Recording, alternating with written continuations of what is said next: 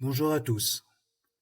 Dans ce tutoriel, on va parler de transposition, mais pas dans le sens habituel. Ici, le but n'est pas d'apprendre à transposer une mélodie note par note, ni de faire des calculs compliqués. Il existe déjà beaucoup de très bons tutos pour ça. Le but de ce tutoriel est beaucoup plus précis. Comprendre la différence entre les instruments transpositeurs et les instruments non transpositeurs et surtout apprendre à écrire la bonne armure sur les bonnes portées. On va faire d'abord un peu de théorie et après on passera à la pratique sur une partition pour vous expliquer vraiment comment comprendre et écrire les bonnes armures. Un instrument non transpositeur comme le piano, la flûte ou le violon joue exactement la note qui est écrite. Un do écrit sonne comme un do réel. Un instrument transpositeur, en revanche, ne joue pas la note réelle quand il lit un do écrit. Par exemple, la clarinette en si bémol, la trompette en si bémol, le cor en fa, le saxophone alto en mi bémol, lisent un do et produisent une autre note dans la réalité. C'est pour cette raison que leur partition n'est pas écrite dans la même tonalité réelle, mais dans une tonalité adaptée à l'instrument. Et c'est exactement là que se pose la question de l'armure. Dans ce tutoriel, on ne va donc pas apprendre à transposer une mélodie, mais à comprendre pourquoi les armures changent et comment choisir la bonne armure pour chaque instrument transpositeur afin que tout sonne juste ensemble. Pour ça, je vais m'appuyer sur un tableau clair, puis sur un exemple concret dans Dorico pour montrer comment réfléchir et comment écrire correctement les armures sur chaque portée. Si ton objectif est de mieux comprendre ce que tu écris dans une partition et pourquoi les armures sont différentes selon les instruments, alors ce tutoriel est fait pour toi. L'armure écrite doit être choisie pour que, malgré la transposition de l'instrument, la musique sonne dans la bonne tonalité réelle. On n'écrit donc pas la tonalité qui sonne, mais la tonalité que l'instrument doit lire. Les instruments transpositeurs sont comme des lunettes déformantes. Le musicien voit un do, mais le public entend autre chose. L'armure sert à compenser cette déformation. Donc pour résumer en une phrase, un instrument transpositeur lit un do mais ne joue pas un do. Il joue plus bas ou plus haut selon l'instrument et l'armure sert à corriger cet écart. Donc voici maintenant un tableau qui résume ce que l'on vient de voir. Donc quand un instrument transpositeur lit un do écrit, il ne produit pas forcément un do réel. Donc à gauche, on a les instruments non transpositeurs, donc le premier piano, flûte et violon. On a donc les clarinettes en si bémol, les trompettes en si bémol. On va voir tous ces instruments les uns après les autres. Donc on commence par les instruments non transpositeurs. Donc quand il lit un do, la note réelle entendue est un do. Donc l'armure égale tonalité réelle. Donc là, il n'y a pas de changement au niveau de l'armure. On passe donc à la clarinette en si bémol. Quand il lit un do, la note réelle entendue est un si bémol, c'est-à-dire un ton plus bas. Donc on écrit un ton plus haut. J'expliquerai plus clairement dans l'exemple qui suivra sur partition.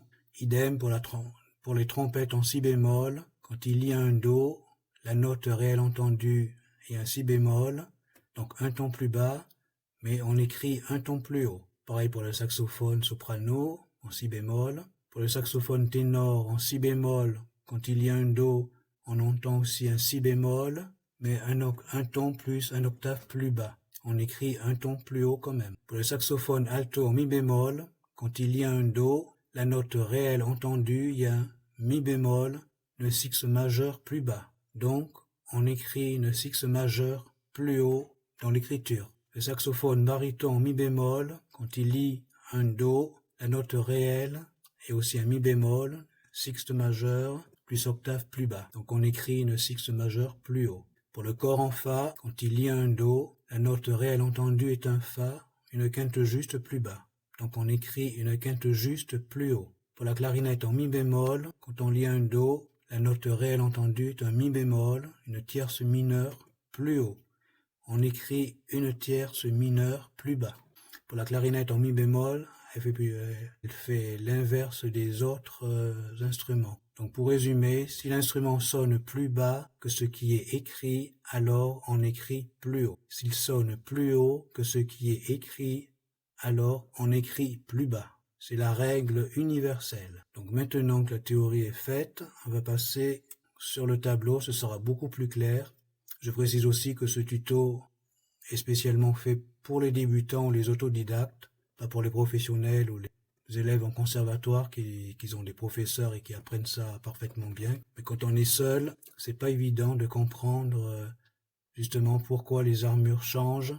Là par exemple, on est en Do majeur, on a une flûte qui est en Do, la clarinette en Si bémol affiche 2 dièses, donc aucune cohérence. La clarinette en La, elle affiche 3 bémol, le cor en Fa 1 dièse, la trompette en Ré 2 bémol et l'alto-saxophone en Mi bémol 3 dièse. Donc pour comprendre ce mécanisme, c'est pas du tout évident quand on est débutant et surtout autodidacte, comme moi je l'ai été et je le suis d'ailleurs, j'ai pas fait le conservatoire. Cette méthode justement va permettre de comprendre comment on écrit justement ces différentes armures suivant l'instrument transpositeur. Donc là, pour l'exemple, donc on part en Do, donc la flûte joue le Do, donc pour la clarinette en Si bémol, donc on voit qu'elle a 2 dièses, elle écrit un Ré et pourtant elle joue un Do. Donc je vais vous expliquer le mécanisme, pourquoi donc la clarinette en Si bémol a 2 dièses à la clé alors qu'on est en Do majeur. Donc le mécanisme, il est simple, mais bon, il faut bien l'assimiler, quoi. Donc quand on est en Do majeur, la clarinette en Si bémol, quand on lit un Do, le son réel est un Si bémol, donc 2 demi-tons en dessous. Donc si la clarinette veut jouer un Do, il faut qu'elle écrit 2 tons au-dessus, donc ce qui donne le Ré. Et la technique, pour comprendre justement pourquoi on écrit ces 2 dièses, moi je me repère donc à la table de tonalité des gammes. Donc là nous sommes en Do et la clarinette en Si bémol. Pour faire entendre un Do, il faut qu'elle joue 2 demi-tons au-dessus, donc en Ré. Regardons sur le tableau, quand on regarde donc Ré majeur, on a les 2 dièses. Donc les 2 dièses, on les retrouve justement à la clarinette ici. Parce que pour jouer un Do, la clarinette est obligée de faire un Ré, on écrit un Ré. Donc le principe de base est le suivant, on part toujours de la tonalité donc du morceau de la partition, donc là en Do majeur, et on regarde à quelle hauteur l'instrument transpositeur écrit pour pouvoir fixer la nouvelle armure. Donc comme en Si bémol, la clarinette en Si bémol donc joue 2 demi-tons en dessous, pour entendre la vraie note, il faut écrire 2 demi-tons au-dessus, comme on l'a vu dans le tableau, clarinette en Si bémol. Quand on lit un Do, donc la note réelle entendue est un Si bémol, un ton plus bas, donc on écrit un ton plus haut. C'est de là que ça vient. Et donc si on regarde sur le clavier, donc la flûte elle joue un Do, la clarinette, elle, on voit un Ré, et pourtant c'est un Do.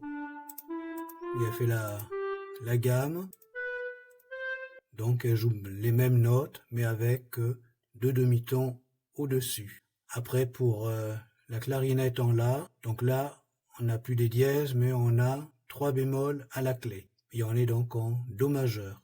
Donc là, on part encore du principe et de la technique.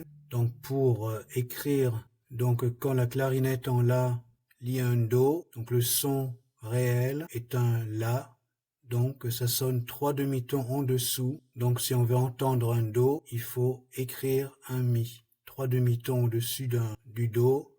1, 2, 3. Donc ça fait un Mi bémol. Et donc les 3 bémols, ça s'explique en regardant donc le tableau des gammes. Donc pour entendre un Do, il faut écrire un Mi bémol, et en Mi bémol majeur, on a ces 3 dièses. Donc les 3 dièses viennent de ce mi bémol qui permet donc, avec la clarinette en la, d'entendre un do. Et donc quand on joue, on entend bien la gamme de do.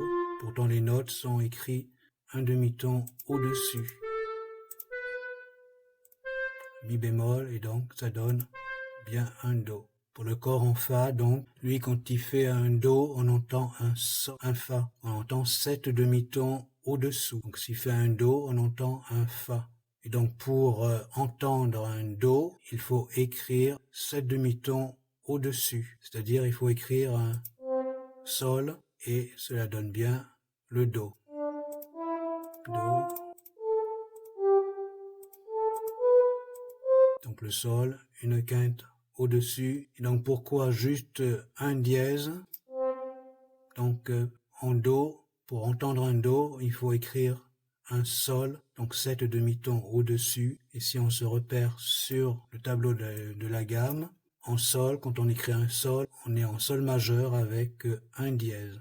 Ici, on retrouve le sol. Donc en écrivant le sol, avec 7 demi-tons en dessous, on joue un do. Donc la technique des armures, c'est celle-ci qu'il faut faire pour bien comprendre comment écrire les armures des instruments transpositeurs. Là aussi pour l'alto saxophone en mi bémol. Donc là on voit que c'est un la qui est écrit et pourtant on entend bien un do parce que le saxophone en mi bémol, donc quand il fait un do, on entend un mi bémol, donc 9 demi-tons en dessous. Donc si on veut entendre un do, il faut écrire un la. Donc si on continue la gamme, on voit bien que c'est la gamme de do, donc il n'y a pas d'erreur. Et donc pourquoi 3 dièses? Parce que donc pour entendre un do, il faut écrire un la, et quand on vient ici sur la gamme, donc en la majeur, on a 3 dièses. On se retrouve ici avec le la.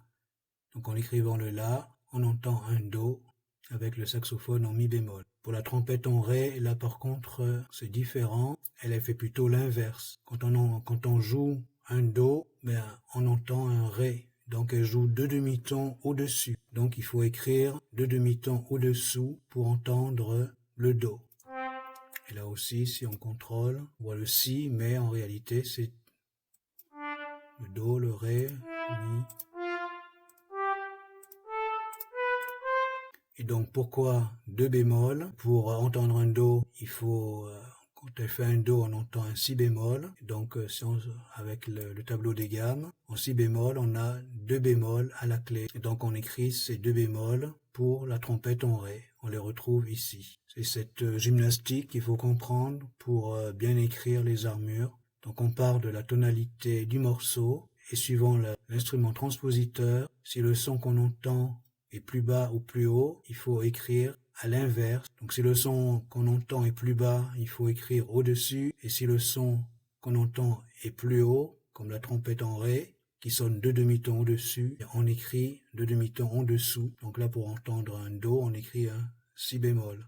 Donc cette technique est vraiment très pratique et même la seule pour bien comprendre comment écrire les armures des instruments transpositeurs. Après, certaines personnes disent sur certains tutos que pour la clarinette, en si bémol, il suffit de changer la clé et puis le problème est réglé et de mettre la clé d'ut quatrième et puis on se pose plus de questions.